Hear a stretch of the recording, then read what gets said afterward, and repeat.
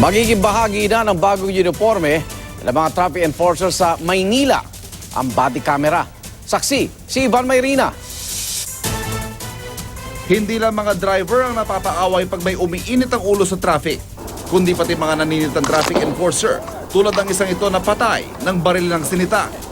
May mga pagkakataong nabibidyohan ang paglabag o ang mismong pananakit sa enforcer. Pero paano kung walang kuha ng cellphone, dashboard o CCTV? Kung minsan traffic enforcer pang napapasama, lalo kung sila ang nakukuhanan ng video at hindi buo ang kwento na nagrereklamo laban sa kanila. Magsusumbong sa opisina, binabaliktad ka. Ikaw yung nasa tama, wala kang ebidensya. Nauuso ngayon ang mga katagang pasikatin natin ito. Kukunan ng isang abusado, ipapost sa social media, magiging viral, sira ang kanyang reputasyon. Pero may mga pagkakataon daw na yung mga nagpo-post ay hindi nagsasabi ng totoo.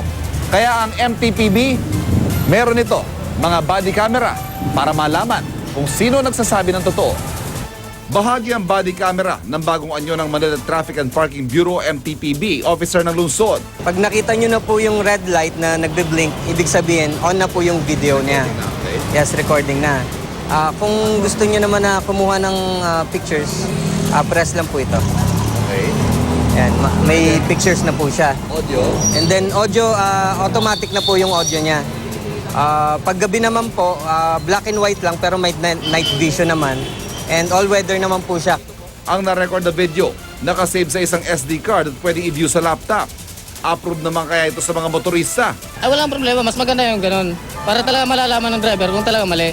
Okay ako doon. Para walang koto. Oo, walang kotong, oo, lahat. Bukod sa body cam, bahagi rin ng bagong uniforme ang malaking ID, radyo at megaphone. Wala po tayong terminal dyan. Pati posas para makaresponde rin sa mga petty crime tulad ng snatching. Iangat din daw ng lungsod ang sweldo ng mga traffic enforcer. From 6,000, 10,200, pero hindi pa rin po sapat yun.